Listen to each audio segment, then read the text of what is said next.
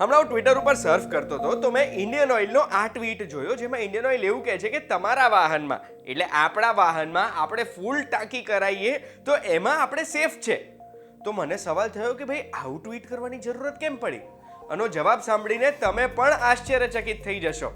શું જવાબ છે, કેમ આવો જવાબ આપ્યો અને શું કામ આ ટ્વીટ કરવાની જરૂરત પડી, એ તમે જો જાણવા માંગતા હોય તો ધ્યાનથી સાંભળજો. હું તમને એક વાત કહું. વીટીવી ગુજરાતી ન્યૂઝની દરેક અપડેટ સૌથી પહેલા જોવા માટે ફેસબુક પેજ ઉપર મેન્યુ દબાઈને મેનેજ ફોલો સેટિંગ્સ અને ન્યૂઝ ફીડમાં ડિફોલ્ટની જગ્યાએ ફેવરેટ્સ કરી દો. યુટ્યુબમાં બેલ આઇકન દબાવી દો અને રહો એકદમ અપડેટેડ. એક વાત કહું, આપનું સ્વાગત છે. મારું નામ છે ગુંજ ઠક્કર. ઇન્ડિયન ઓઇલે ટ્વીટ કરીને આપણને જણાવ્યું કે આપણા વાહનોમાં આપણે ફૂલ ટાંકી પેટ્રોલ ડીઝલ ભરાઈ શકીએ છીએ. ભાવની વાત સાઈડમાં મૂકીએ, ફૂલ ટાંકીના પૈસા ખીચામાં છે કે નહીં એની બી વાત સાઈડમાં મૂકીએ, પણ આ ટ્વીટ કરવાની જરૂરત કેમ પડી બોસ? તો એમાં છે ને ટ્વીટમાં જ એક ફોટો એ લોકો એક ફેક ન્યૂઝ કરીને મૂકેલો છે, જેમાં એવો એક ફોટો છે જે ફોટો પછી મેં વોટ્સએપ ચેક કર્યું ને તો મારા વોટ્સએપમાં પણ આવેલો છે. આ ફોટામાં ઇન્ડિયન ઓઇલના લોગો સાથે એવું લખેલું છે કે હમણાં થોડા સમય પહેલાં 4-5 એક્સપ્લોઝન થયા છે, બ્લાસ્ટ થયા છે વાહનોમાં, કારણ કે એ લોકોએ ફૂલ ટાંકી ઇંધન ભરાયું હતું. અને આ બ્લાસ્ટ થવાનું કારણ શું છે? કે કારણ એ છે કે અત્યારે ઓલરેડી ગરમી બહુ જ વધારે છે અને ફૂલ ટાંકી કરાવે તો આમાં જે ઇવેપોરેશન થાય એ ફ્યુલના જે ફ્યુમ્સનું, એના લીધે પ્રેશર બિલ્ડઅપ થાય. એ પ્રેશર બિલ્ડઅપના લીધે એક્સપ્લોઝન થાય. એટલે તમે તમારા વાહનોનું ટાંકી અડધી જ રાખજો અને એટલું જ નહીં, રોજે એક વખત ટાંકી ખોલીને બંધ કરજો તમારા વાહનોની, જેનાથી આ એક્સ્ટ્રા પ્રેશર નીકળી જાય. આવું કોઈ અડધું સત્ય આપણે સાંભળીએ ને જેમાં થોડુંક સાયન્સનો ઉપયોગ કર્યો હોય, થોડીક ચિંતાનો ઉપયોગ કર્યો હોય અને થોડીક વસ્તુ આપણને સાચી લાગે. ગરમી વધી જ રહી છે, ફ્યુલમાં ઇવેપોરેશન થવાનું જ છે, એટલે અર્ધ સત્ય છે આમાં. એ વાંચીને આપણને સાચું જ લાગવા લાગે. પછી જ્યારે આમાં નીચે આપણે વાંચીએ કે તમારા જેટલા લોકોને તમે પ્રેમ કરો છો, જેટલા લોકોની ચિંતા કરો છો એમને ફોરવર્ડ કરો, એટલે વિચાર્યા કર્યા વગર આપણું મગજ ગાડું છે, ફ્રી મેસેજ ફોરવર્ડ કરવાનું ચાલુ કરી દઈએ અને આપણે આવી ફેક ન્યૂઝ ફેલાવવામાં મદદ કરીએ છીએ. પણ તમને એક વસ્તુ કહું, સેમ આવી વસ્તુ 2018માં પાકિસ્તાનમાં પણ વાયરલ થઈ હતી. ઇન્ટરનેટ પરથી મને આ ઇમેજ મળી છે, સત્ય ખોટું નથી ખબર, પણ આ ઇમેજમાં એ જ વસ્તુ લખી છે જે 2022માં ઇન્ડિયન ઓઇલના લોગો સાથે આપણા દેશમાં વાયરલ થઈ છે.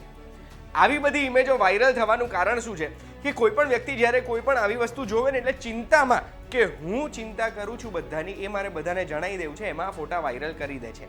પણ એક વખત બેસીને વિચારજો તમે કે સત્ય શું છે. સત્ય મેં શોધ્યું કે શું આવી રીતે પ્રેશર બિલ્ડઅપ થાય અને એનાથી ટેન્કમાં એક્સપ્લોઝન થઈ શકે ખરો? હા, પેટ્રોલ ડીઝલ ને બહુ જ જ્વલનશીલ પદાર્થ છે અને એમાં જો એક્સપ્લોઝન થાય છે તો એ બહુ જ ઘાતક હોઈ શકે. પણ શું એક્સપ્લોઝન થઈ શકે ખરું? તો એનો જવાબ છે યાર ના, બહુ જ ડિફિકલ્ટ છે. અને પૃથ્વી પર તો આવું એક્સપ્લોઝન થવું ના ને બરાબર છે. કેમ? કારણ કે સૌથી પહેલાં આજકાલના જેટલા પણ મોડર્ન વાહનો હોય ને એમાં ઇવેપ સિસ્ટમ કરીને હોય, જેમાં એક્સ્ટ્રા પ્રેશર, એક્સ્ટ્રા ફ્યુલ જેટલું બી ટેન્કમાંથી બહાર નીકળતું હોય, આ જે ઇવેપોરેશન થઈને જે ફ્યુમ્સ નીકળતા હોય એ બધું એમાં એક ચારકોલ કેનિસ્ટરમાં એબ્ઝોર્બ થઈ જતું હોય છે અને એનાથી પ્રેશર બિલ્ડઅપ થવા જ નથી દેતું. અને એટલું જ નહીં, કોઈ પણ ઇંધન હોય ને, ઇંધન જોઈને આપણને એવું થાય કે આમાં આગ લાગી જઈ શકે, પણ એમાં આગ લગાડવા મુખ્ય 2 વસ્તુઓ જોઈએ. એ ઇંધનમાં કાં તો ઇગ્નિશનથી આગ લાગે, એટલે આપણે કોઈ પણ સ્પાર્ક લગાડીએ, માચીસ જલાવીએ ને એનાથી આગ લાગે, ઇગ્નિશનવાળી આગ થઈ, કે પછી એટલું પ્રેશર બિલ્ડઅપ થાય કે એટલું ટેમ્પરેચર એનું વધી જાય કે એને ઇગ્નિશન વગર, સ્પાર્ક વગર પણ એ ઇંધનમાં આગ લાગી શકે.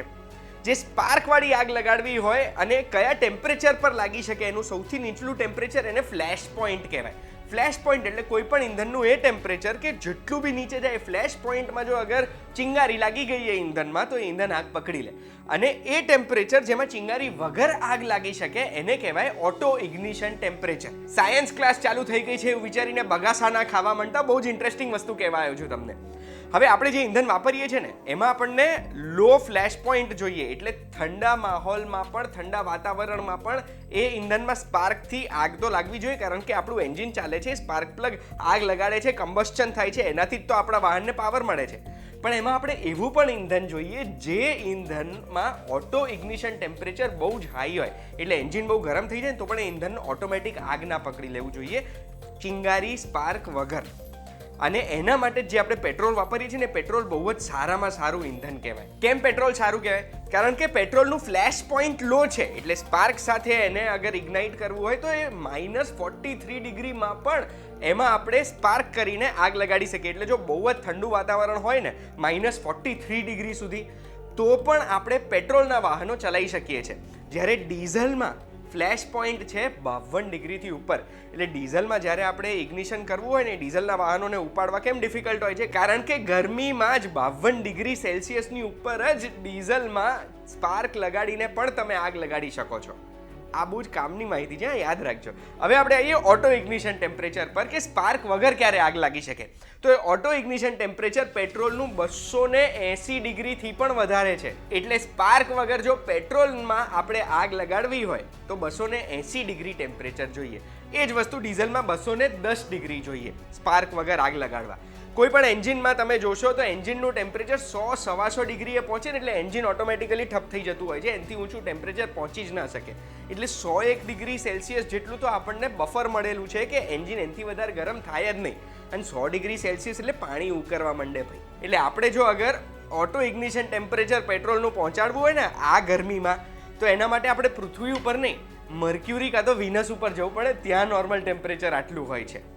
બાકી અગર આપણી ફ્યુલ ટેન્કમાં લીકેજ છે, પેટ્રોલ બહાર આવી રહ્યું છે ને એ કોઈ ઇગ્નિશન પોઈન્ટ જોડે જઈ શકે છે, તો એવા સંજોગોમાં આગ બી લાગી શકે છે ને બહુ જ મોટો એક્સપ્લોઝન બી થઈ શકે છે. એટલે ફ્યુલ ટેન્કમાં લીકેજ હોય તો વસ્તુ આપણે સમજ્યા. બાકી આ ફેક ન્યૂઝ આવી માહિતી તમને આપે ને ત્યારે હંમેશા વિચારવાનું કે શું આ વસ્તુ મારા ઇમોશનને જગાડી રહી છે. આવું અગર ઇમોશનને જગાડે ને અને તમને એનો જવાબ હા આવે તો વિચારજો કે શું આ વસ્તુ સાચી છે, અને સાચી છે કે નહીં એ તપાસ કર્યા પછી જ આવો કોઈ મેસેજ આગળ ફોરવર્ડ કરજો. અને બીજી એક વાત તો કહી દઉં તમને, આ મેસેજમાં એવું લખ્યું છે અડધી ટાંકી રાખજો તમે પેટ્રોલની. અરે બાપા, પેટ્રોલ અડધી ટાંકી રાખીએ કે પૂરી ટાંકી રાખીએ, પેટ્રોલ તો પેટ્રોલ જ છે ને, પ્રેશર બિલ્ડઅપ તો થવાનું જ છે.